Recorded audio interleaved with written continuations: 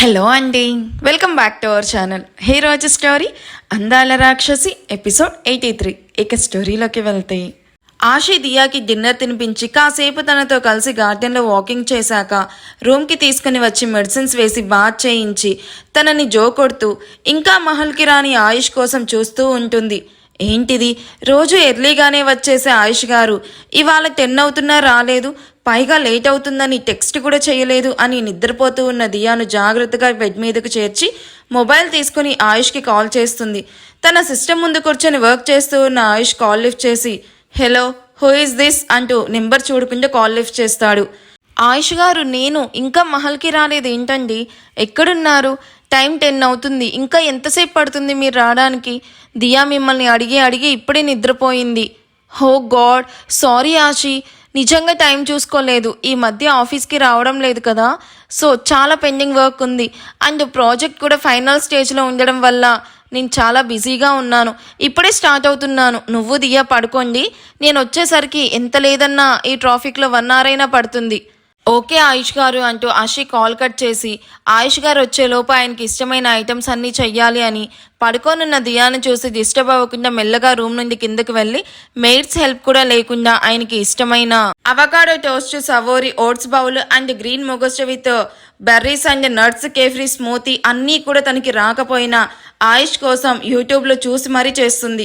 అన్నీ కూడా టేస్ట్ చేసి పర్ఫెక్ట్ అనుకొని ఆయుష్ వచ్చే టైం అవ్వడంతో తను ఫ్రెష్ అవ్వడానికి వెళ్తుంది.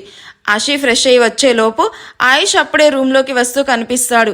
వచ్చేసారా ఆయుష్ గారు అంటూ ఎదురుగా వెళ్ళి తన బ్యాగ్ తీసుకొని ఆయుష్ బ్లేజర్ తీస్తుంది.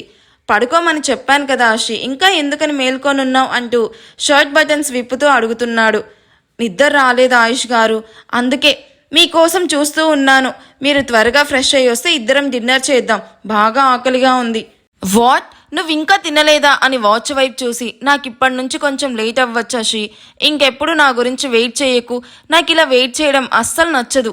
అషిక కూడా అంతే, నీలాగే నా కోసం వెయిట్ చేస్తూ ఉండేదని చెప్తూ అషి వైపు చూసి సారీ అంటూ వాష్రూమ్లోకి ఫ్రెష్ అవ్వడానికి వెళ్తాడు.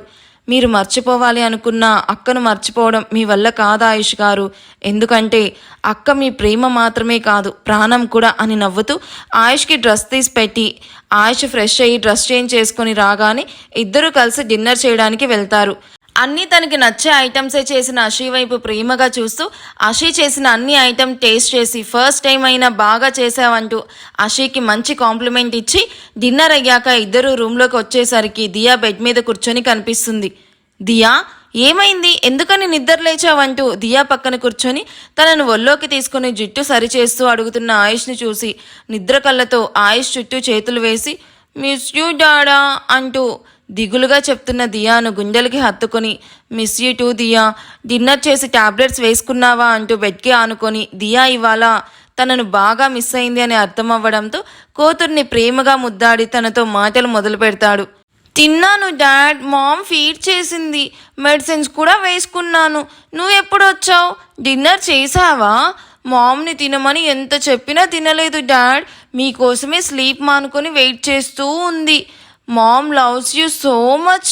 ఆయుష్ చిన్నగా నవ్వి I know, mamma always loves me Diya, నేను ఈ మంత్ మొత్తం చాలా బిజీగా ఉంటాను, నువ్వు నేను లేనని మూడౌట్ అవ్వకు, నిన్ను కేర్ చేయడానికి మమ్మ ఉంది కదా, ఇద్దరు హ్యాపీగా టైం స్పెండ్ చేయండి ఓకే. మీకు మహల్లో బోర్ అనిపిస్తే సరదాగా బయటికి వెళ్ళండి, నువ్వు ఎర్లీగా బజ్జుకోవాలి, కమాన్ బజ్జో అంటూ ఆయుష్ పడుకొని దియాను తన గుండెల మీద పడుకోబెట్టుకొని జో కొడుతూ ఉంటాడు. దియా ఆయుష్ గుండె చప్పుడు వింటూ కళ్ళు మూసుకొని పడుకున్న తనకి సడన్గా ఏదో గుర్తొచ్చినట్టు డాడ్ నాకు ఒకటి కావాలి, ఇస్తావా ప్లీజ్ అంటూ ఆయుష్ బొజ్జ మీద కూర్చొని క్యూట్గా అడుగుతుంది. నువ్వు అడిగింది ఏదైనా కాదు అన్నానా, చెప్పరా ఏం కావాలి? Except ice cream and makeup items. No no no dad, నాకు కావాల్సినది కాదు, నాకు తమ్ము కావాలి, ప్లీజ్ డాడ్ ఇవ్వండి అంటూ నవ్వుతూ ఉంటుంది. అప్పుడే వాష్రూమ్ నుండి బయటకు వచ్చి వాటర్ తాగుతూ ఉన్న అషి దియా మాటలు విని పొలమారి దగ్గుతూ దేవుడా, మార్నింగ్ తప్పించుకోవడానికి మీ డాడ్ని అడుగు అన్నాను, దియా నిజంగానే అడుగుతుంది అనుకోలేదు అసలు అని అటువైపు తిరిగి చేతులు నలుపుకుంటూ టెన్షన్గా వీళ్ళ మాటలు వింటూ ఉంటుంది. తమ్మునా? తమ్ము ఎవరు దియా అంటూ దియా ఎవరి గురించి చెప్తుందో అర్థం అవ్వక తన వైపే చూస్తూ ఉంటాడు. డాడ్, తమ్ము అంటే లిటిల్ బ్రదర్, నీకు నాన్న ఎలాగో నాకు తమ్ము కావాలి. నువ్వు నాన్నను కేర్ చేస్తావు కదా, అండ్ అమ్మ అమ్మను కేర్ చేస్తుంది. సేమ్ వే నేను కూడా నా తమ్ముని కేర్ చేస్తాను, తనకి ఫీడ్ చేస్తాను, రైమ్స్ కూడా నేర్పిస్తాను. మమ్మను అడిగితే అని చెప్తూ ఉన్న దియా నోరు చేత్తో మూసి, మాటలు చాలు, ఇక పడుకో, మార్నింగ్ టెంపుల్కి వెళ్ళాలి అంటూ దియాని ఆయుష్ మీద నుండి దించి తనను హక్ చేసుకొని జో కొడుతూ గుడ్ నైట్ ఆయుష్ గారు అంటూ ఆయుష్ చూపులు తననే చూస్తూ ఉండడం చూసి అంటే ఫుల్గా ఇద్దరికి బెడ్షీట్ కప్పుకొని పడుకుంటుంది. ఆషి కంగారు చూసిన ఆయుష్ నవ్వుకొని ఇద్దరి వైపు చూసి మార్నింగ్ నుండి ఆఫీస్లో టైర్డ్ అవ్వడంతో కళ్ళు మూసుకుంటూ త్వరలో నువ్వు అడిగింది ఇస్తాను, హ్యాపీ స్లీప్ దియా అంటూ ఇద్దరితో పాటు తను కూడా బెడ్షీట్ కప్పుకొని నిద్రలోకి జారుకుంటాడు. ఆయుష్ నిద్రపోయాక ఆషి మెల్లగా బెడ్షీట్ తీసి హుఫ్ థ్యాంక్ గాడ్ ఈయన నిద్రపోయాడు అని దియాను సరిగ్గా పడుకోబెట్టి తను కూడా కాసేపటికి నిద్రపోతుంది. పూజ చేసి టెంపుల్కి స్టార్ట్ అవ్వాలి అని రాగిని చెప్పడంతో ఆషి ఆయుష్ కంటే ముందు నిద్ర లేచి పూజకు కావాల్సిన ఫ్లవర్స్ అండ్ నైవేద్యం అన్నీ రెడీ చేసి పూజ చేస్తుంది. ఆ లోపు ఆయుష్ వాళ్ళు పూజ గది ముందు నిల్చుకొని ఉండడంతో అందరికీ హారతిచ్చి తిరిగి దేవుడి గదిలోకి వెళ్ళి తను కూడా తీసుకున్న తర్వాత అభికి కాల్ చేసి డ్రైవర్ని పంపుతున్న, త్వరగా రెడీ అవ్వండి అని చెప్పి డ్రైవర్ను 1 hour తర్వాత పంపిస్తుంది. ఆ లోపు అందరూ రెడీగా ఉండడంతో ముందుగా ప్రభాకర్ గారిని జాగ్రత్తగా కార్ ఎక్కించిన తర్వాత ఇంటికి లాక్ చేసి అభి అనిత వెనక కూర్చోగానే కార్ అరగంట తర్వాత మహల్ ముందు ఆగుతుంది. వీళ్ళ కోసమే చూస్తూ ఉన్న విక్రమ్ వీళ్ళు రాగానే డిక్కీలో ఉన్న వీల్ చైర్, అది స్ట్రెచబుల్, సో దాన్ని ఫోల్డ్ చేసి డిక్కీలో పెట్టి ఉంటారు. డిక్కీలో ఉన్న వీల్ చైర్ను తీసి అది సెట్ చేశాక ప్రభాకర్ అందులో జాగ్రత్తగా కూర్చోబెట్టి ఆర్ యూ ఓకే పెదనాన్న, నీకు కంఫర్ట్గా ఉంది కదా అంటూ ప్రభాకర్ ముందు నీస్ మీద కూర్చొని అడుగుతాడు. విక్రమ్ను ఫస్ట్ టైం చూడడంతో ఎవరో అర్థం అవ్వక అభి వైపు చూడడంతో డాడీ అన్నయ్య పేరు విక్రమ్, అక్క చెప్పింది కదా ప్రణవితో ఎంగేజ్మెంట్ జరిగింది అని, అది ఈ అన్నయ్యతోని, అన్నయ్యకి మీరు తెలుసు అంటూ నవ్వుతూ చెప్తుంది. హో అలాగా, ఎలా ఉన్నావు విక్రమ్ అంటూ తల మీద చేయి వేసి నిమురుతూ ఆప్యాయంగా అడుగుతున్న ప్రభాకర్ చేతిని పట్టుకొని నేను చాలా బాగున్నాను పెద్దనాన్న, ప్లీజ్ రాండి, అందరూ హాల్లోనే ఉన్నారు అని పైకి లేచి ఎలా ఉన్నావు పెద్దమ్మ అని అనితాను సైడ్ హక్ చేసుకుంటూ ప్రభాకర్ వీల్ చైర్ తోస్తూ అందరినీ తీసుకుని మహల్లోకి వెళ్తాడు. హాల్లో సోఫాలో కూర్చొని నవ్వుకుంటూ అందరూ సరదాగా కబుర్లతో కాలక్షేపం చేస్తూ టీ తాగుతూ ఉంటారు. అందరినీ చూసి నవ్వుతూ ఉన్న ప్రభాకర్ ఆషికి అటూ ఇటూ కూర్చొనున్న సంధ్యా దిలీప్లను చూసి చలనం లేనట్టు అలా చూస్తూ ఉండిపోతాడు. నుదుటిన చెమట పడుతూ ఉంటే వాళ్ళ వైపు ఊపిరి బిగబట్టు చూస్తూ ఉండిపోతాడు. ఆషి, పెద్దనాన్న పెద్దమ్మ అండ్ అభి వచ్చేశారు అన్న విక్రమ్ వాయిస్కి అందరూ గుమ్మం వైపు చూడగా ప్రభాకర్ అనిత అండ్ అభి కనిపించడంతో దియా నవ్వుతూ వెళ్ళి అమ్మ అంటూ అభి కాళ్ళని చుట్టేసి హాయ్ అమ్మ అంటూ నవ్వుతూ ఉన్న దియాని చూసి నవ్వుతూ హాయ్ బంగారం, ఈ పట్టులంగా జాకెట్లో నువ్వు ఎంత క్యూట్గా ఉన్నావో తెలుసా అంటూ గ్రీన్ కలర్ పట్టులంగా అండ్ మెరూన్ కలర్ డిజైనర్ జాకెట్లో ముద్దుగా ఉన్న దియాకి ముద్దు పెడుతూ చెప్తుంది. నాకు కూడా ఈ డ్రెస్ బాగా నచ్చిందమ్మా, ఈ డ్రెస్ నాకు బాగుందని అందరూ చెప్పారు. మా అమ్మ నా కోసం స్పెషల్గా డిజైన్ చేయించింది, ఫస్ట్ టైం ఇలాంటి డ్రెస్ వేసుకోవడం అంటూ అనితాను చూసి నవ్వుతూ తన దగ్గరికి వెళ్తుంది. నాన్న వచ్చేసారా అని నవ్వుతూ రాండి నాన్న అంటూ ప్రభాకర్ని హాల్లోకి తీసుకుని వచ్చి అమ్మా ఈయనే మా నాన్న, అమ్మా నాన్న వీళ్ళు మోహిత్ అన్నయ్య పేరెంట్స్, అందుకే నేను కూడా వాళ్ళని అమ్మా నాన్న అని పిలుస్తానని ఒకరిని ఒకరికి పరిచయం చేసి ఆగండి నాన్న మీకోసం టీ తీసుకొస్తానని తనే టీ చేయడానికి కిచెన్లోకి వెళ్తుంది.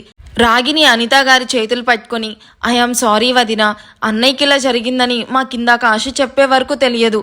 మ్యారేజ్ అయ్యాక మీ ఇంటికి రావాలనుకున్నాం కానీ కుదరలేదు. అన్నయ్యకి ఇలా జరగడానికి ఇండైరెక్ట్గా నేనే కారణమయ్యాను. I'm really sorry. అయ్యో పర్లేదు వదిన, అవన్నీ మర్చిపోండి, ఇప్పుడు ఆయన బాగానే ఉన్నారు అని అందరినీ రాగిని పరిచయం చేస్తూ ఉంటే అనిత అందరితో మాట్లాడుతూ త్వరగానే కలిసిపోతుంది. ప్రభాకర్ టెన్షన్గా దిలీప్ వైపు చూస్తూ ఉంటే దిలీప్ ప్రభాకర్ వైపు సూటిగా చూస్తూ ఉండడంతో ప్రభాకర్కి టెన్షన్తో బీపీ ఎక్కువయ్యి మొహం మొత్తం చెమటలతో తడిచిపోతూ ఉంటుంది. అభి అందరి వైపు చూస్తూ ఏంటిది మోహిత్ అన్నయ్య, ఆయుష్ బావ నిషాన్ బావ కనిపించడమే లేదు, ముందు ఆయుష్ బావకి సారీ చెప్పాలి అని దియాతో కలిసి ఆయుష్ ఫ్లోర్కి వెళ్తుంది. ఆషి ప్రభాకర్తో పాటు అక్కడున్న అందరికీ టీ ప్రిపేర్ చేసి తీసుకొచ్చి పొగలు కక్కుతూ ఉన్న కాఫీ కప్స్ అందరికీ ఇస్తూ తీసుకో నాన్న అంటూ ప్రభాకర్ వైపు చూసిన ఆషికి టెన్షన్గా కనిపిస్తున్న ప్రభాకర్ని చూసి కంగారుగా ట్రే టేబుల్ మీద పెడుతూ నాన్న నాన్న ఏమైంది, ఎందుకు ఇలా టెన్షన్ పడుతున్నారు అంటూ ఆయన షర్ట్ బటన్స్ రెండు ఓపెన్ చేసి గుండెల మీద రాస్తూ, రిలాక్స్ నాన్న, ఎందుకంత టెన్షన్గా ఫీల్ అవుతున్నారు అంటూ ప్రభాకర్కి వాటర్ పట్టించి అనిత ఇచ్చిన బీపీ టాబ్లెట్ వేసి ప్రభాకర్ వైపు చూస్తుంది. దిలీప్ సంధ్యను చూసి, సంధ్య ఇలా రా అంటూ అక్కడి నుండి వెళ్ళిపోతున్న వాళ్ళని చూసిన ప్రభాకర్ తన టెన్షన్ తగ్గించుకుంటూ, వాళ్ళకి నిజం తెలిసిపోయిందా? లేదు, అలా జరగడానికి వీల్లేదు. ఒకవేళ వాళ్ళకి తెలిసి అషి వాళ్ళ కూతురే అని అందరికీ చెప్పేస్తే, అది తెలిసాక అషి నన్ను క్షమిస్తుందా? ఇన్నాళ్ళు ఈ విషయాన్ని అనితకు కూడా తెలియకుండా నా గుండెల్లోనే పెట్టుకున్నాను. ఇప్పుడు వాళ్ళు మా కూతురు మాకు కావాలి అంటే ఏం చెయ్యాలి అని టెన్షన్ పడుతూ ఆలోచిస్తూ ఉంటాడు. నాన్న అంటూ అటువైపు కంగారుగా చూస్తున్న అషిని చూసి చిన్నగా నవ్వి, నేను బానే ఉన్నాను అని చెప్పడంతో అషి ఊపిరి పీల్చుకొని, సడన్గా మిమ్మల్ని అలా చూసేసరికి భయం వేసింది. ఆగండి, మీకోసం ఫ్రూట్ సలాడ్ తీసుకుని వస్తాను.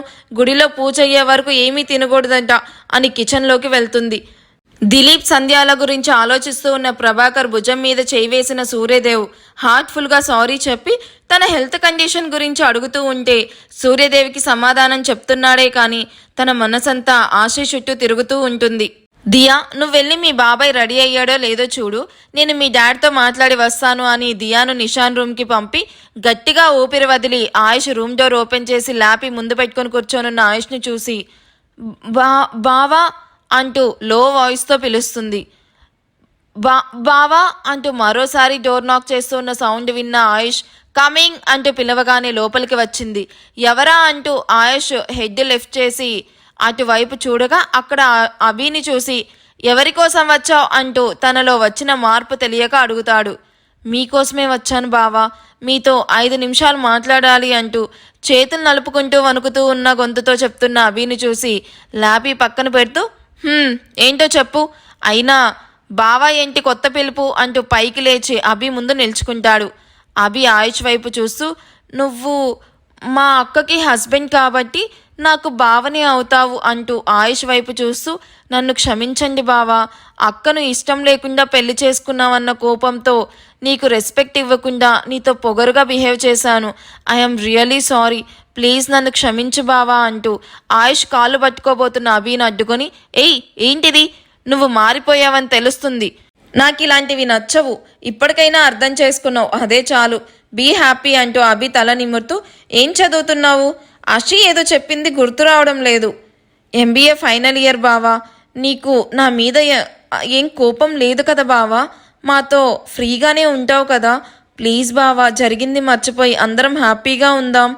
అభి, నువ్వు నా ఎనిమీ కాదు కదా, ఎందుకుంటాను, డెఫినెట్గా ఉండను, నాకున్న బుజ్జి మరదలివి, నీతో ఎందుకు ఫ్రీగా ఉండను, ఖచ్చితంగా ఉంటాను, ఓకే, నీకు ఎలాంటి హెల్ప్ అయినా ఏ టైంలో అయినా ఈ బావున్నాడని మర్చిపోకు, పేరుకి మాత్రమే బావ, నిన్ను నాకు చెల్లెలుంటే ఎలా చూసుకునేవాడినో అలానే చూసుకుంటా, ఓకేనా?